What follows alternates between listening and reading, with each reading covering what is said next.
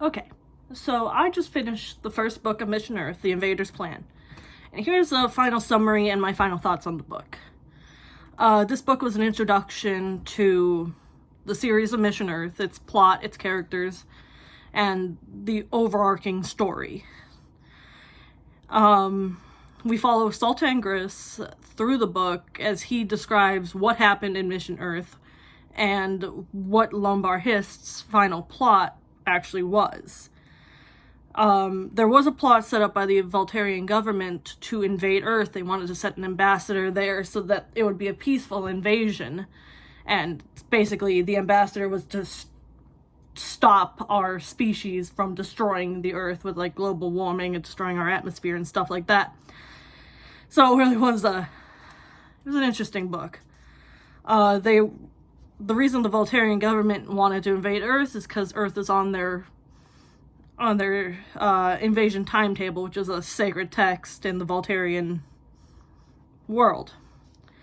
Lombar Hist's plan is to destroy the Earth's atmosphere by setting the mission up to fail. And he decides the best person to set up for failure is a royal officer and a combat engineer named Jethro Heller. Sultan is put in charge of the mission, and the main job is to get Jet to Earth without raising any suspicions. And while on Earth, Sultan is to oversee the production of illicit substances to be sent back to Voltaire to control the government itself, and then the riffraff, aka the common folk, and the kind of criminal population on Voltaire. So here are some of my final thoughts. This book is already a whirlwind. I'm looking forward to the rest of the series, but this book already was a lot, and it was a lot within, like, a span of 2 pages sometimes. So that was interesting. Sultan is definitely my favorite character, despite him being the egotistical villain with an inferiority complex. The Countess Crack, she's definitely going to have a huge role, and I think Snells is also going to have a really big role too. Sultan is not as clever as he lets on, or as careful. There's a point in the ending of this book where he's literally being followed by another apparatus member, and he has no clue about it. And, like, even when he has certain signs, he ignores it, thinking it's something else. So that was a stupid decision. Jet's relationship with Crack is adorable. He's so smitten with her, it's really cute. Sultan, in the end of the book, or about midway through the book, not even, actually about 3/4 of the book, sorry, Sultan is blackmailing a woman, and he's getting essayed, basically, by her multiple times, but it comes off as comedic. Like, it's definitely an interesting read. Yeah, and then she gets work done and gets prettier and younger looking, and he actually wants to have relations with her, and she says no. And it's like, sir, you have she isn't even, like, when she does this, she lures him into the house that she stays at, trips him so he's out on the bed, and then rips his clothes off. Like, how is, like, the way it's described does not sound like it's consensual. It really doesn't. Sultan being afraid of heights is absolutely hilarious, and I think is a great character. I think this book has some great character design. Like, we don't get a lot of, like, what they look like, except for little glimpses here and there of, like, oh, Jet has blue eyes or blonde hair. And then Sultan says, I changed my brown eyes to green with a eye-changing thing so he could get past certain areas. Jet is definitely a Boy Scout character. or he's a Captain America. The gay and trans characters' descriptions in this book is definitely a show of the time. So I did try in like previous sections when they are describing a gay or a trans character to, you know, be as careful around that as I can. Despite having been a part of that community for a little while, I'm no longer gay or trans, but when I was a part of that community, I was trying to learn the lingo a little bit better, and I still mess it up. So please forgive me if you are in that community and I say something wrong. I'm still learning. There are definitely moments that parallel the real world, even right now, and it makes the book feel more real, like it really could happen. And this kind of makes me think that L. Ron Hubbard might have been a bit of a prophet. Like, there's parts of, like, the government being corrupt, or the apparatus being the CIA, the Coordinated Information Apparatus, which has its corruptions inside of it, and it's a parallel to the real CIA. So that's actually really interesting. And right now there's not a whole lot of parts that parallel it, but apparently that there's going to be parts later on in the story that my dad says it's going to be real close to home. So L. Ron Hubbard was the founder of Scientology, and in general, he was seen as a bit of a quack.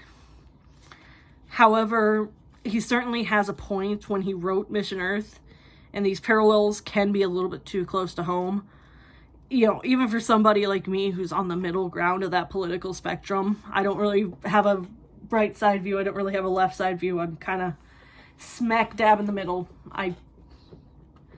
I tend to stay out of politics. I don't like politics.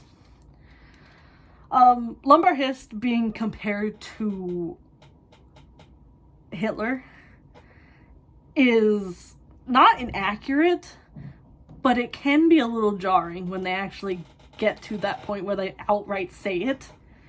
Like, particularly when they mention certain mental disorders when combined are defined as Hitler syndrome, which were paranoid schizophrenia, megalomania, auditory hallucinations, and, you know, delusions of grandeur, basically. So like I had said in the summary, part of Lumbar Hist's plan for taking over the universe, basically, includes drugging the leaders of the Voltarian government and then turning the common folk, or riffraff, into homosexuals. So his plan is basically to control the government and slow the population growth. And I'm sure we'll learn more about this backwards conversion therapy in a way. Like how we have conversion therapy which is really traumatizing for the LGBT community, to be put into a therapy program to say, oh, you're not gay, and, you know, just pray the gay away, basically. And instead, this is a reverse of that. Like, instead of going, you're not gay, it's you are gay, and if you keep doing this and recruit more people to be gay, you'll get rewards. Which is really, really, really effed up in a lot of ways. The end of the book, Sultan is high off of his mind on, I don't remember what it was, and I'm pretty sure I couldn't say it on YouTube if I wanted to. And it is hilarious. Like, he is euphorically happy through the end of the book. And he only takes this illicit substance, I will say, because he wanted to sleep and he couldn't. Like, every time he started to get sleepy and lay down, that's when everybody needed him, and so he decided to take this. And this book ends with the party sending him off to Mission Earth, off on the official Mission Earth. There's a fight during a full-on brawl between the fleet officers, the apparatus officers, riot police, regular police. Like, a whole bunch of people are just brawling at the end of the book. And it's the takeoff to Blito P3, Earth. So I'm going to go actually into the second book now, Black Genesis. As is a common theme in these books, according to the Voltarian government, Blito P3, Earth, does not exist. This book is these books are Sultan's summation of what happened, at least until like book 4 or 5, I believe. And he eventually is going to be replaced with a different narrator. But the Voltarian Censor Bureau basically says this planet doesn't exist. This book is allowed to exist because Sultan isn't a reliable storyteller, because he's a convicted criminal at the end of this series. So it's very, don't take it as real. Sultan's heroes are described in this first couple pages by the censor and then the translator bot as being Bugs Bunny and Sigmund Freud. And the translator bot basically says he has a lot of problems if those are his heroes, which is brilliant. Sultan comes down off his high and he gets very angry, and honestly, based on my experience with friends that were addicts, that seems like a very accurate thing. When you come down off of certain substances, they make you very mad. Or irritable, I should say. It's not really your choice, but it just kind of messes with your mind, makes you a little irritable. Not that I would know it myself, but I have had friends that were addicts that had this kind of problem. Sultan disposes of these illicit substances in a disintegrator, which is honestly a smart move, because he came off of that and totally did not ever want to do that again. And finally, they've landed on Earth. And of course, Jet is still obsessed with a certain storyline about Prince Calcassius, who is supposedly a Manco born prince who ran away to Earth and started the Caucasian race. Apparently. That's how the book describes it. And there's a possibility that there might still be Manco race on Earth. But Sultan, obviously is trying to get Jet not to do that, because this time period of the book they're landing in Turkey. I'll just say that. They land in Turkey, and the mountain range around where they are, they're like, Sultan's like, no, don't go out there. That is Soviet Russia. You don't want to get caught in the Soviet Union's area. Please don't go out there. So, yeah, that was interesting. Jet eventually is going to have to get to America, and I believe he's going to be in Virginia. Or, some of it's been spoiled to me by my dad, and I'm not going to spoil it here. But I believe it's in this part of the book where he is being described as having to go to Virginia or somewhere in New England. It's kind of not clear at this point where he's supposed to be, because they trained him both in the Virginian accent and in a New England accent, New England Ivy League accent. So I really wonder where he's going to end up. But also, I'm finding it absolutely hilarious so far. It is a whirlwind. Like I said, 2 pages could give you so much information that you have to literally stop to write it down. And I'm sorry this took longer to get out. I got a little burnt out. I was trying to read it. I was trying to read so much every day so I can make these videos a certain length, and that just wasn't working out.